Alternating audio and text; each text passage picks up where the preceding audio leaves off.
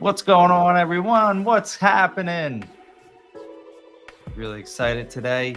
Today, we're going to be talking about a study, actually a survey that came out, which is pretty damning for a lot of homeowners and a lot of people in America right now, which is the fact that 50%, 50% of people who took the survey are struggling with their housing expenses.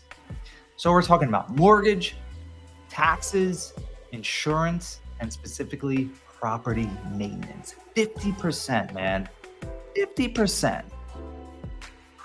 Pretty awesome. Jennifer, thumbs up. Thank you. Thank you for that. What do you guys think about the new setting? I'm really liking it. I'm really digging the whole new setting. Got some blue lights behind me. Completely different room. I'm actually in a different room of my house, not working out of my office, but I like it. Let me know what you think. So let's get right into the survey, which was done by Redfin. I'm going to present my screen.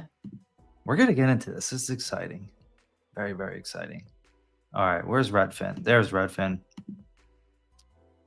Redfin survey. Half of U.S. homeowners and renters struggle to afford their housing payments, which is pretty staggering if you think about it. And now this was actually done back in April, but I don't think things have gotten much better.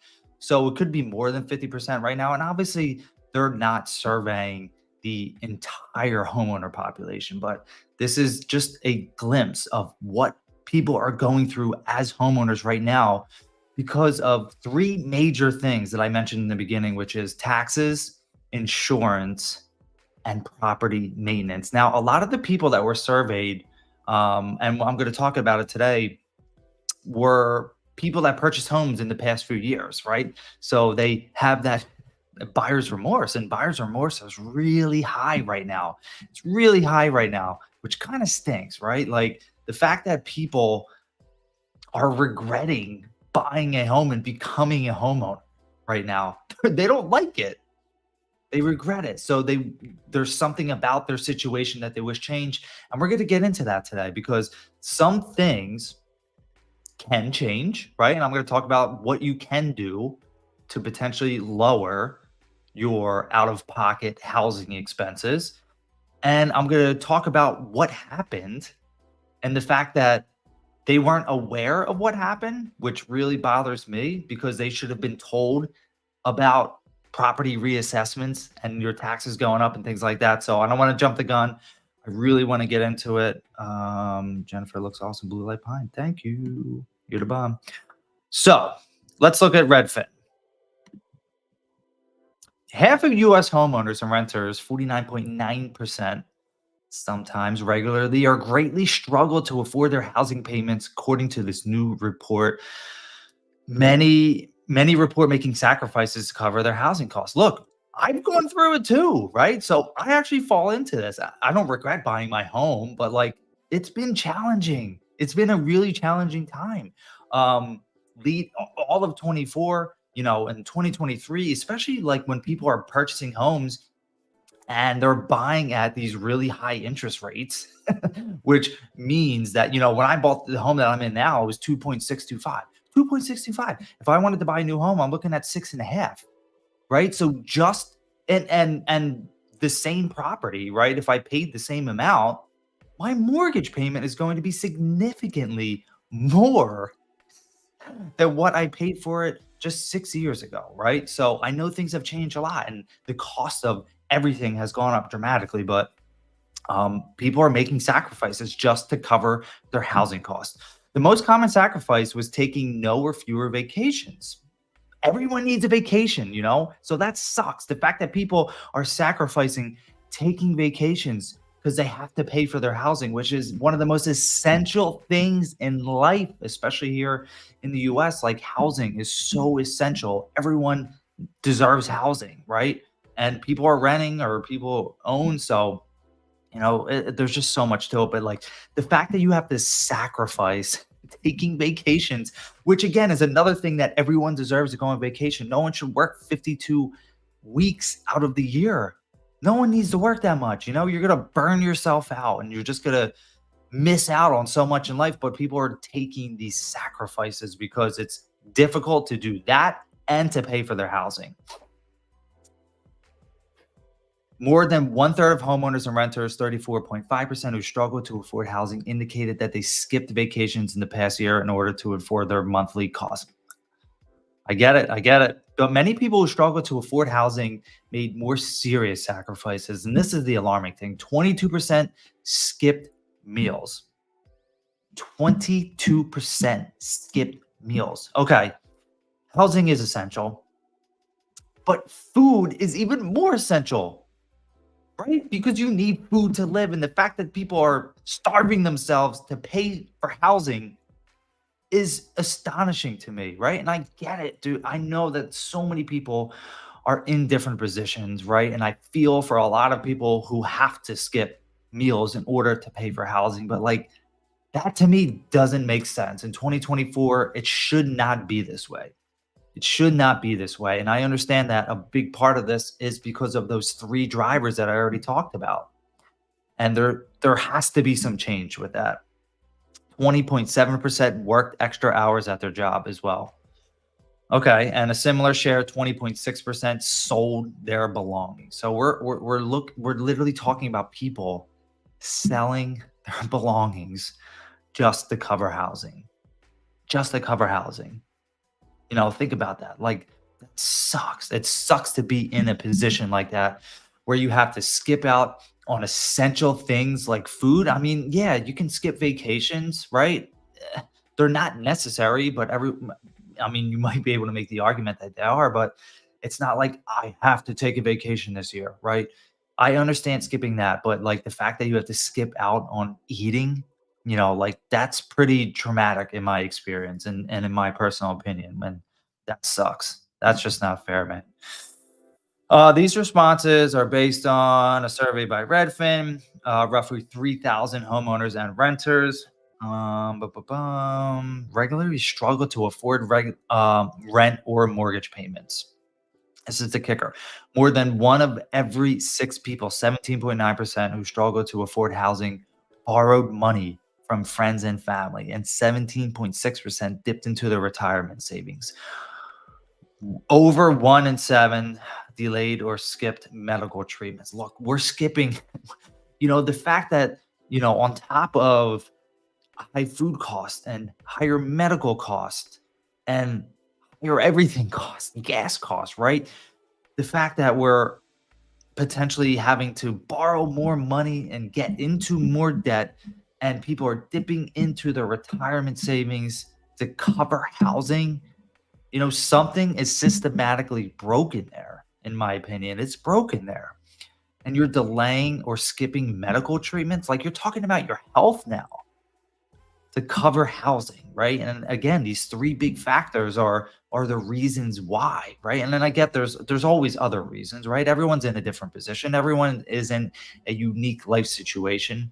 Um, but it's just a huge burden, right? And it talks about that further. Housing has become so financially burdensome in America that some families can no longer afford other essentials, including food, which we talked about, medical care, and have been forced to make major sacrifices, work overtime, and ask others for money so that they can cover their monthly cost. Whew. I mean, it's just not right. It's not right, and things need to change. Fortunately, the country's leaders are starting to pay attention.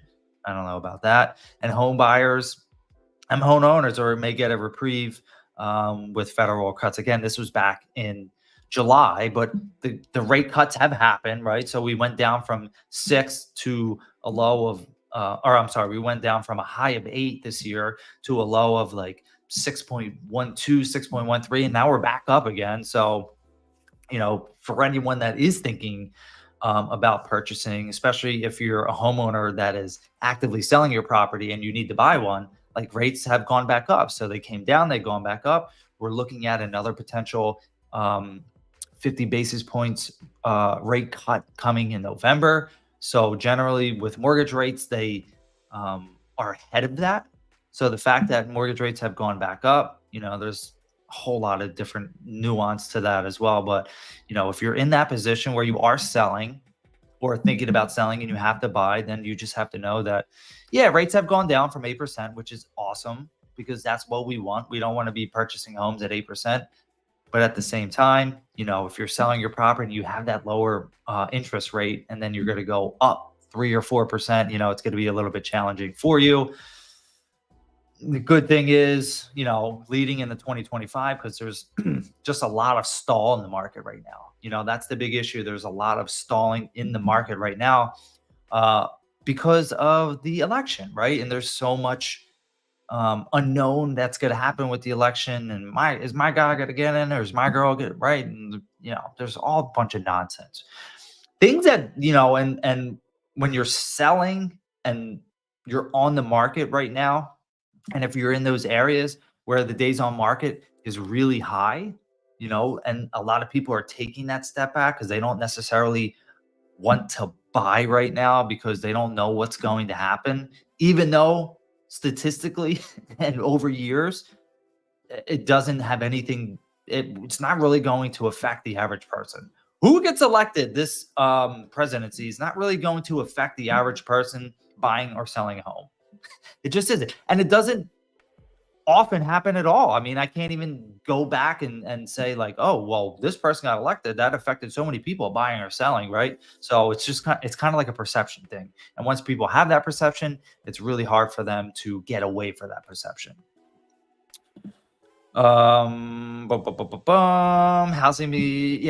mortgage payments are near their all-time high due to rising prices and elevated mortgage rates. The median U.S. home sales price is up 5% from a year ago. So home prices, again, this was back in April, but home prices are still going up in a lot of areas. Mortgage rates are hovering around 7%. Right now, they're at about 6.5%. Okay, so 14% of, okay. Millennials are dipping into their savings just to afford housing, right? And that really, look, I'm going to share with you this other one about buyer remorse.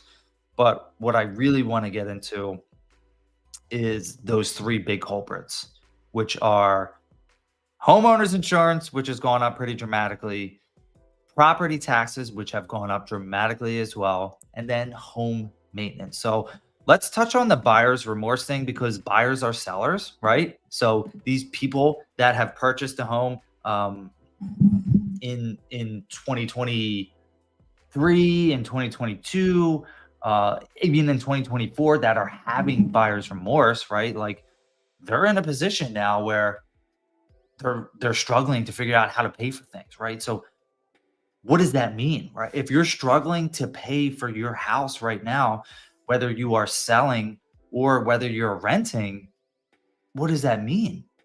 That means that you're going to have to make those big sacrifices, and you might actually become a seller.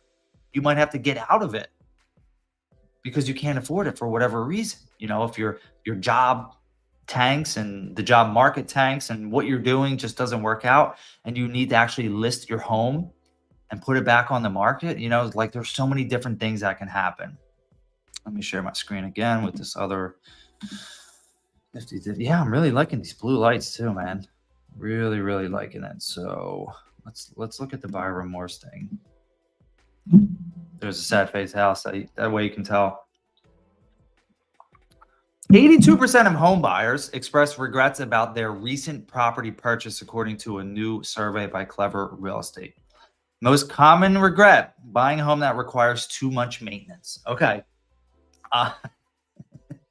Now, I can be very empathetic to this situation because I purchased a home, and it's not necessarily that the home needed a lot of maintenance, but the home does need a lot of maintenance because it's an older home, but it's also the property needs a lot of maintenance as well. And I will tell you this, the average person who owns a property, that purchased a property, they don't really understand how much maintenance goes into owning a home. Let me explain what I mean about that. When we lived in our previous home, it was 1,000 square feet. Okay. It was a ranch home, 1,000 square feet, 3 beds, 2 bathrooms. For 2 people to live in a 1,000 square foot home it's much easier to maintain that property. Okay. So we got dogs and then we had a kid. And then, with dogs and kids, they tend to clutter things a little bit more, make it a little bit more dirty. But still, when you own a home, and we're talking about property maintenance, which is one of the big reasons right now why people are struggling to afford housing. When you own a property that's much smaller, it's much easier to maintain. And then when you either sell that property and move up to another home, which is what we did, but actually we didn't sell the property, we kept it as a rental, but we moved up, we became buyers into a bigger home, which is 3 times the size. Then you start understanding, like, oh my gosh, there's so much more maintenance involved in a property that's bigger, the house being bigger, and then the actual property size being bigger. So we went from less than a quarter of an acre to half an acre. So there's much more involved, right? And people are these homeowners, they are currently homeowners now, who took the survey, they have this buyer's remorse because of unforeseen maintenance issues.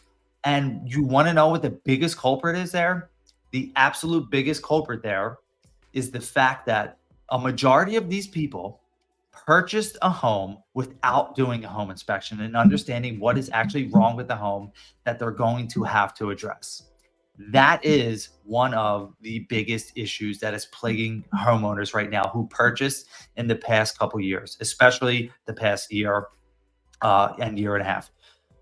And that sucks, right? And I tell buyers all the time that you absolutely need to do a home inspection, but I also understand the market. The market was so hot for so long all across the US that buyers essentially had to waive home inspections. So what happens when you waive a home inspection when you're purchasing a home is like you can only see what you can see, and you only know what you know, right? And if you're not an expert in homes and how to build and how to maintain a home, you're not going to understand what the property maintenance is after you own the home. So you become a homeowner, you purchase this home, you became a homeowner, you move all your stuff in, and now you're thinking, this is great. I got my house. It might be everything that we want. It might not be everything that we want. Who knows, right? And then you live there, and then things start to go wrong.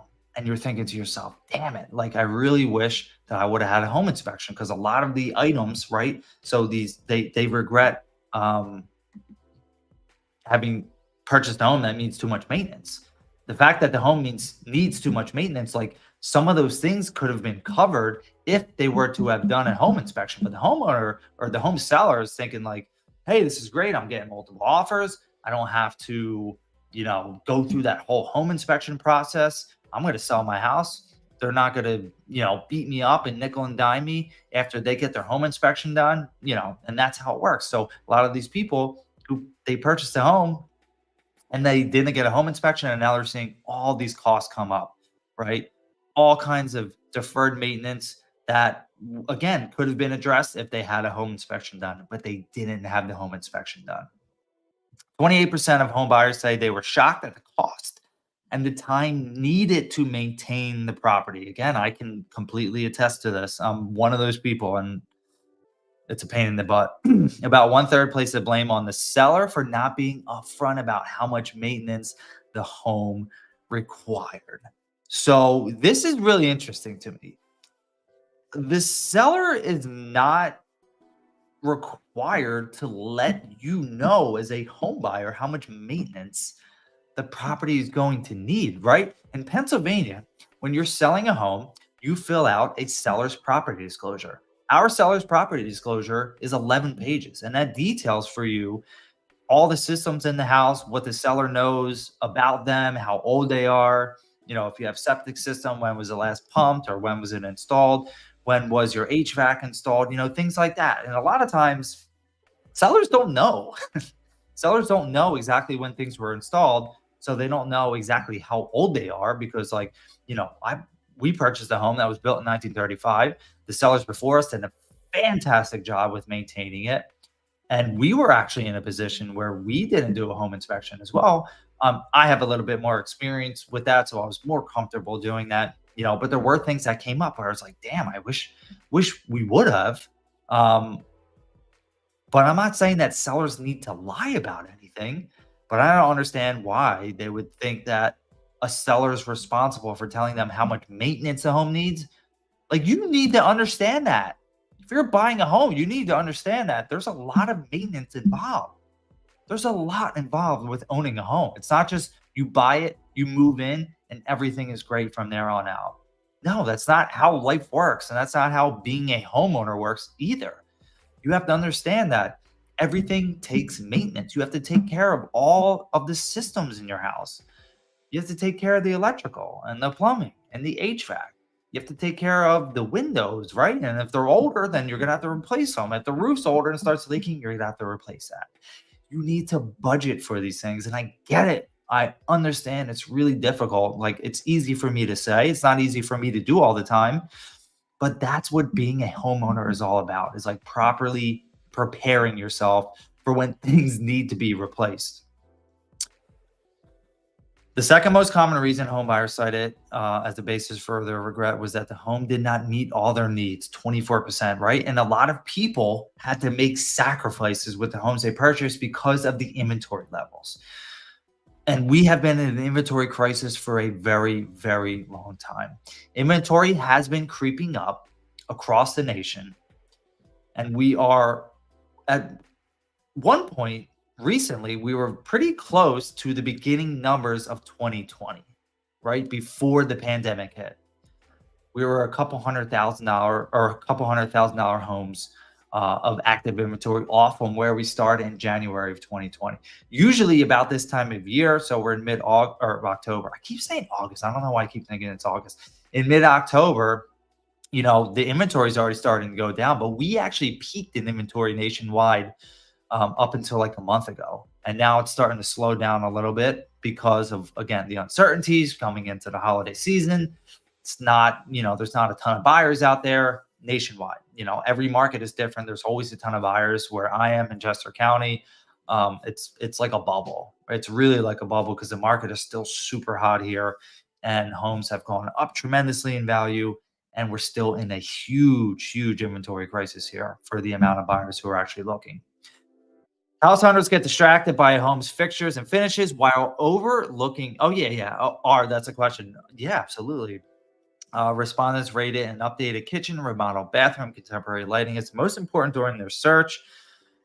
These features were rated much higher than the operational aspects of it. Oh, and I get it. Like, a lot of home buyers don't really understand. They think of like shiny. Oh, this is nice. It's new and it's shiny. The kitchen is great. The bathrooms are great. But like, when you're in that home buyer mode, really look at the big ticket items. Look, you can live in a house with a dated kitchen. So what? You can fix it up over time. You don't have to replace it if you don't want to. But when your roof is leaking, you have to replace it. Okay? You have to repair it, and then you're going to have to replace it. When your window seals are breaking, you have to replace it. When your HVAC stops working and it's 90 degrees in June, you have to replace it, So like, be of that mindset, like shiny isn't always good. It's nice to have, but the structure, the mechanicals, those big ticket items that you're going to have to replace at some time when you own the property, that's what you need to be focusing on. Aesthetic changes can certainly add value and style to home, but buyers should look beyond. Oh, look, it's like I know what I'm talking about almost, but they say that in here as well. All right, this is more about buyers. Maintenance costs. So this is a good thing to do. This is a good thing for sellers to do as well.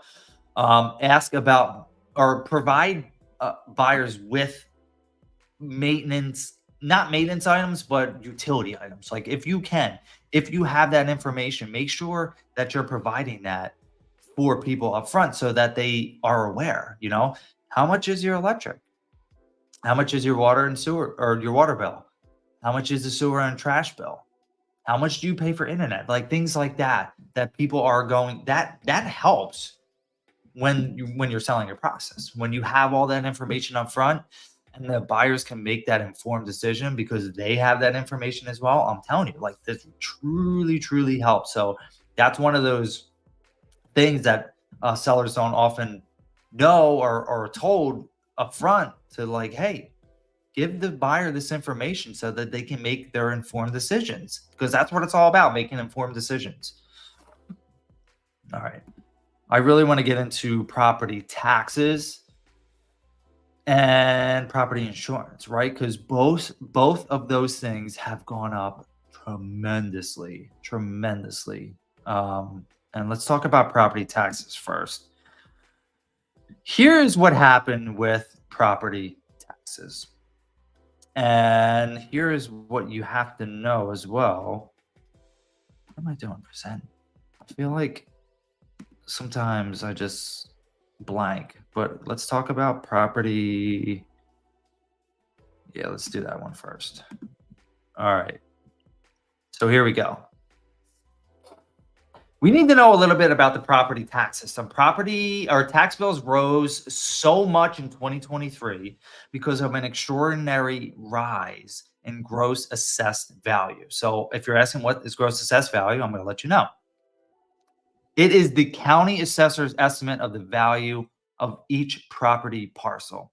For owner-occupied homesteads, it's likely the selling price if it was put on the market. The gross assessed value of a taxable property includes homesteads, rental housing, farmland, and business properties.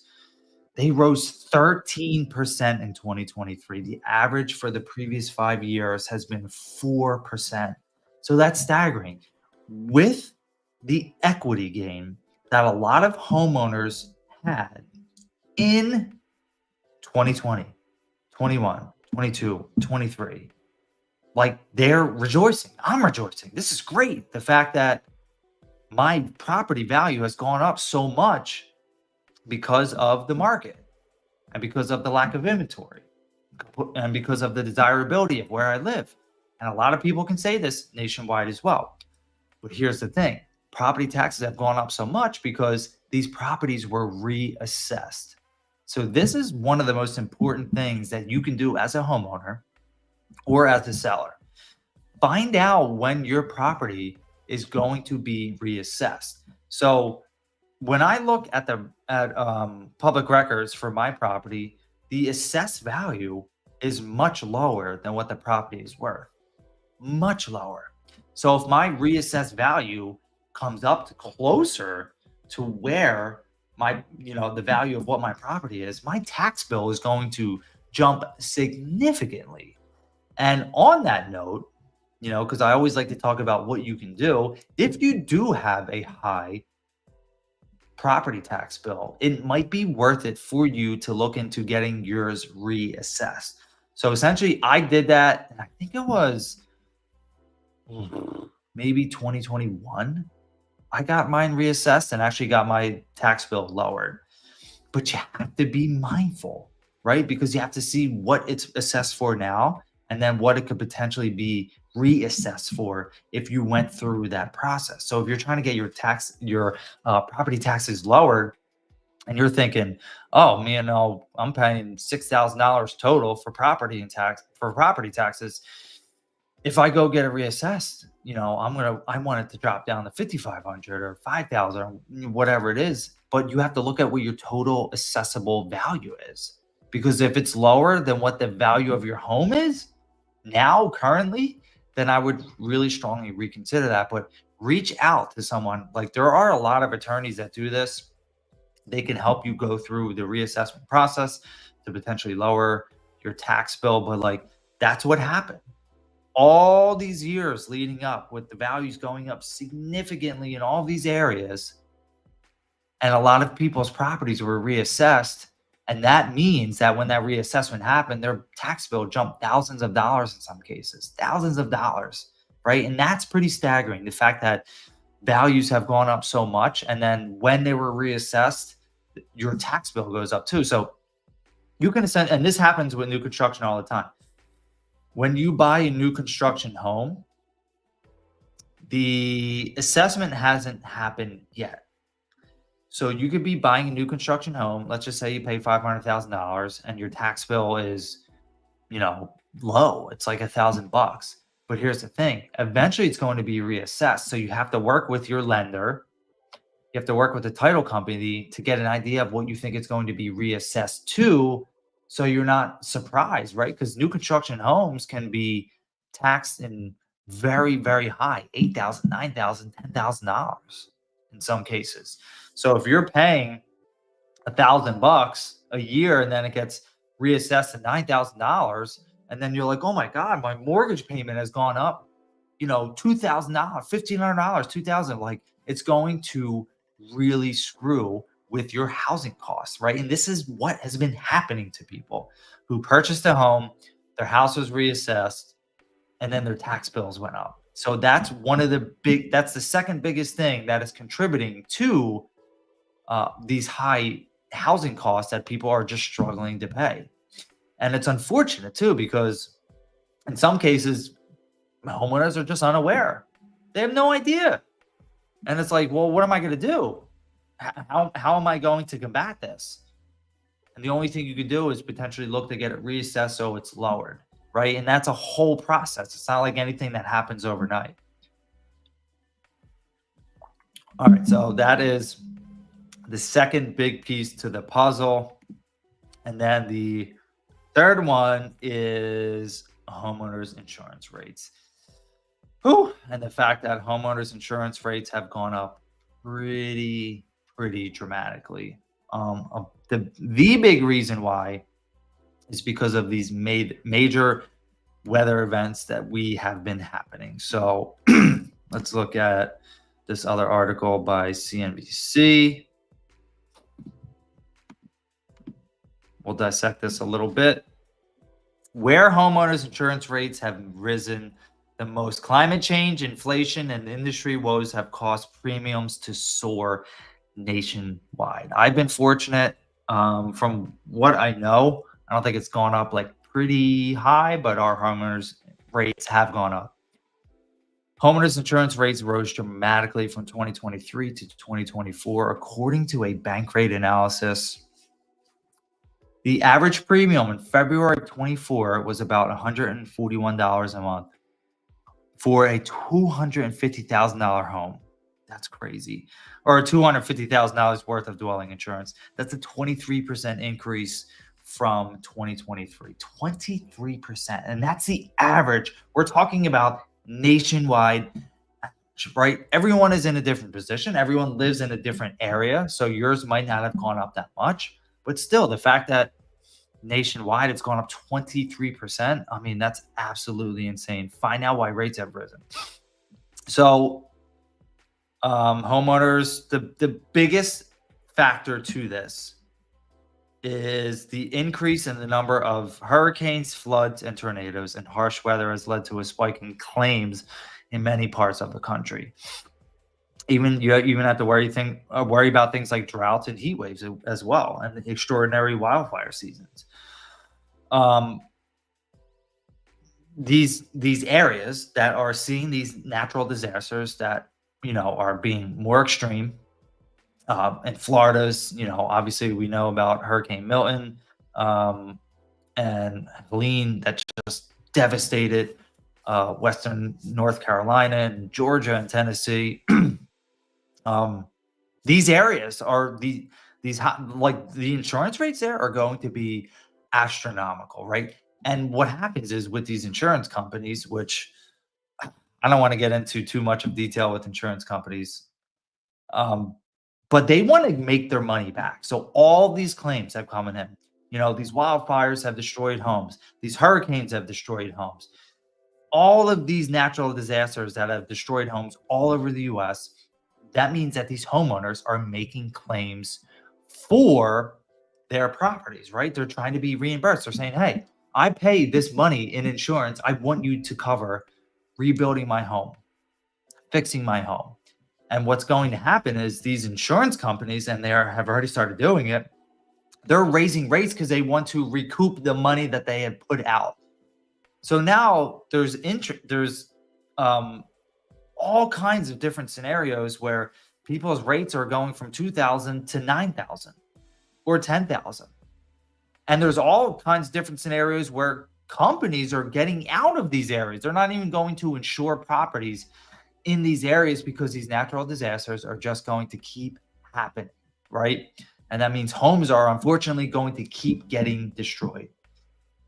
So that is all causing the insurance rates to rise dramatically. So more people are moving to regions affected by these natural disasters. So a hotbed of places that people are moving to are Texas, and they're getting hurricanes, and even in the winter, they're going through a lot of um, winter experiences that they don't normally get. Right? Ton of people are moving to Florida in the past years, and we all know it's like the bed for hurricanes. And then people are moving south, especially people in the north, because they don't want to deal with colder weather. So they're moving to Georgia and South Carolina and North Carolina, and they're getting affected by tornadoes and all this crazy stuff, right? So this is all adding up to the reason why homeowners insurance rates are so high. Migration to flood-prone countries or counties in the U.S. Doubled during the pandemic, while counties with high risk of wildfires saw a 51% increase of people coming there. On top of all that, you have higher construction costs since 2020. So the residential buildings have risen 28% and labor has jumped nearly 12%. So it's like everything is going up and everyone is trying to get their money back that they're putting out, which I get it from like a business standpoint, but that's just causing homeowners to have to pay more money. That's what's happening. Homeowners are coming out of pocket way more money. The insurance industry has taken a hit too. In the first 9 months of 2023, State Farm, the largest homeowners insurance provider in the US, reported a loss ratio of 84%. It's worse in more than 2 decades. So you could see, right? Homeowner rates rose staggeringly, and this goes into certain areas that are seeing the highs as well. But what you can do as a homeowner is shop, and that's always one of the most important things that you can do when you own a home. Shop for insurance rates. Go to a lot of different insurance providers. Find the best one for you. Find the best coverage for you, because all these different providers, they offer different things. And it's not like a one size fits all. I've had Geico, I've had Allstate, I've had all kinds of farmers, right? So many different insurers, they offer different things and they have different rates and they have different coverages. So you really just have to find the best one for you, and you really have to shop for it as well, because if you're not shopping for it, then you're not getting the most out of it. Okay.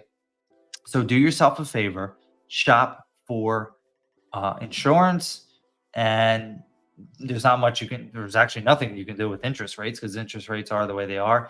And if you have higher property taxes, look into getting them reassessed. When it comes to homeowners maintenance, I wish there was like an easy solution to get your the cost of owning a home down. But if you want to really get into it, then switch to solar, right? Maybe leasing solar panels, having them installed is going to help you reduce your electric bill.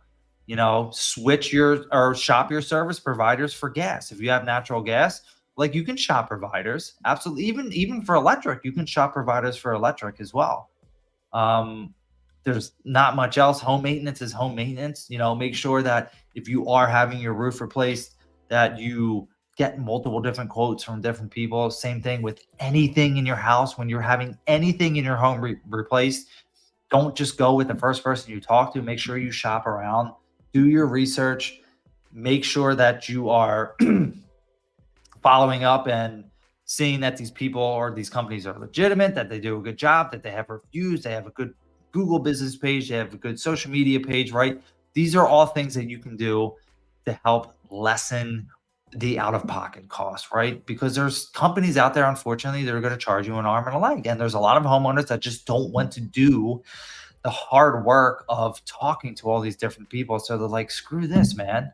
I'm just going to go with the first person. And I'm going to, I have this amount of money saved for it, and that's what I'm going to put into it, right? And that's not always the best move. So do yourself a favor, shop around as much as you possibly can.